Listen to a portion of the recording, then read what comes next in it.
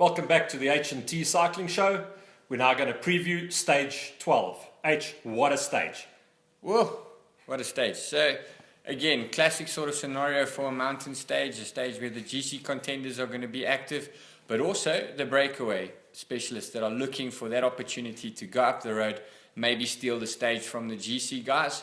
We see the breakaway did manage to get away. A nice group, not a big group, not a small group, but a nice sized group with some really good riders in there. We tipped Steve Cummings for the stage win today. How close did he get to that? H, at one stage he was doing really well. He got it down to about a minute, the gap. We got it back up to a minute at one stage after Froome and them had taken a little bit of a detour and did some farming again. And he was riding really well. Why Sky decided to close him down, I don't know. It would have been better to leave him out there, let him take that 10-second time bonus. Yeah. It wasn't to be his day, though. We did see that he started taking huge strain at the end. And it was sad for him. Yeah. But I think he's the kind of rider. You saw him at the back quite a bit. He will live to fight another day. He would have earmarked today, though, as one of his days. On this whole Sky issue now that we have developing, we've got pure dominance of one team. You see for literally the last 40 kilometers of the race, there's only one team on the front dictating exactly what's going to happen and how it's going to happen. And by the time we get to that last 3 kilometers climb towards the finish, we've got 3 Sky riders in a select group of 10. So that means 30% of that select group, it consists of a team of which only one of them is the GC contender. The other 2 are just workhorses. Again, that's just the depth of the strength of this team. And that last little ramp, we see Aru go. Froome tries to cover it. Sort of half gets there, and then the clutch kicks in, and it's game over on the engine, and he sort of loses the wheel. So much so that he ends up losing the jersey. The commentators are going crazy about how Mikel Landa has now sprinted past his team leader and going for his own kind of glory, making a big hoo-ha about it. What do you make of that sort of tactic from him? Well, I heard this morning at the depart that Sir Bradley Wigo gave a couple of bucks to Landa and said, listen, I just heard Froome on that climb. I want him to know how I felt a couple of years back. So Landa did the job. He put some euros in his pocket. Wigo's smiling at home tonight. Good on you, Wigo. Don't worry, Chris, you'll come back. I don't think there's anything in Landa. He was going up the road, trying to protect Froome's lead, hoping to perhaps catch those guys who jumped Froome, take away some of the bonus seconds at the end. Why not? There's only 6 seconds in it now between Froome and Aru. At the end of the day, it was a very good result for Bardet, a Frenchman winning on a hilltop finish again in front of the French crowds. Oaks loved it. H, talking about what should have happened and what could have happened, what about Nieve coming down the hill, sharp right-hand bend? He decides that he wants to go and have some pancakes with some of the camper vans out there, straight between the 2 of them, either looking for the pancake stall or the toilet. One of the 2. Aru follows him. Froome follows Aru. You see them battling to keep back in Aru and Froome. And the bunch sits up and waits. Mechanical failure? No, that was pure rider error. If you see something like that happening, you capitalize on it. The commentators are also sort of bewildered about this tactic of the other GC contenders not really capitalizing on it. And personally, I just think they were tired. They were on the limit. They couldn't do anything. And if I were one of those GC riders and that had happened and Froome is now 20 seconds down, I'll take that 3 minutes just to get my breath back, have a drink of juice, just regather my thoughts and get refocused as to what's to come. Wait for the Sky train to come and take over again. There was nobody there to dictate the pace once that had happened.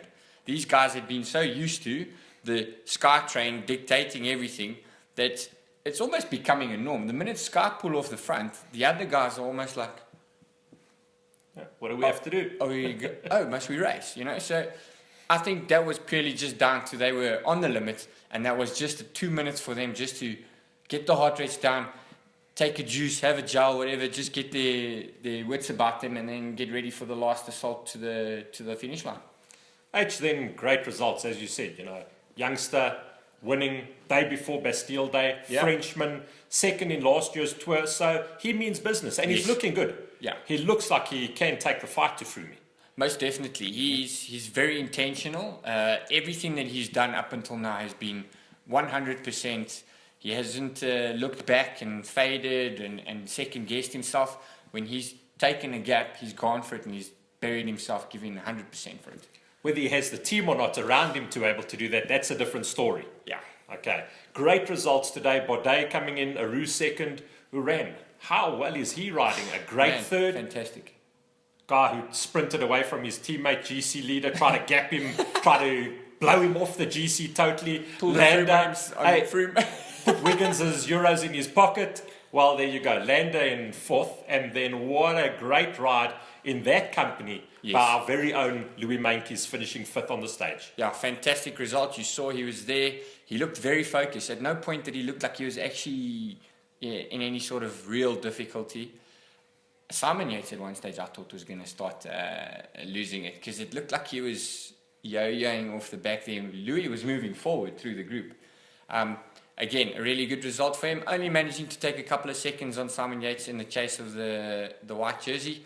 Whether he can close down a 2-minute gap, that remains to be seen, but there's still a lot of climbing to come and possibly a really good result for him. He's now moved up to 10th on the GC. So he's back into the top 10. Awesome stuff. We hope you take a few more positions. I see there's a little Colombian that's legs have come off today as well. I think his legs are going to come off a few more times on this tour. So hopeful that Meintjes will climb a bit further up the rankings there. Nate, isn't it great to see somebody like Meintjes up there? Somebody like Yates up there? Yes. The New Zealander. Bennett. Bennett up there. These are youngsters, eh? Yes. These are guys that are all racing. They're young riders. It's the future of cycling. And it's so good to see those youngsters up there. You can imagine when these guys have got a couple more years experience and they're starting to take each other head to head on these climbs as GC riders for their teams. And then just a quick one now, GC changes. H, do you think it's a train smash for them with the GC changing? We now have Aru in the yellow jersey. Lovely for him. You know, has he got the team to control it? He now sits 6 seconds ahead of Froome. You have Baudet sitting 25 seconds down in third place. You have Iran 35 seconds down. And then you have the most terrible looking rider on a bike. I thought Chris had bad style at some time. And Sagan, whenever he throws that arm of his out, his style also looks terrible. But Dan Martin looks like a bit of a spider on a bicycle at times, but he's always there. He's sitting in fifth, 1 minute 41 down. Have these teams got the firepower to actually challenge? Well, I think what we should do, instead of trying to pinpoint exactly how Sky is going to approach the next couple of days, is just sit back and watch what they do. I think, tomorrow's stage, which we're going to talk about, is a really, really, really difficult stage. And do Astana have the depth to protect Aru? I don't think so. Do AG2R have the strength to protect Baudet? I don't think so. They've literally gone and given Sky free rein to now just go absolutely mad. They don't have to control. Guys, we'll preview stage 13. Until we see you again, keep it safe.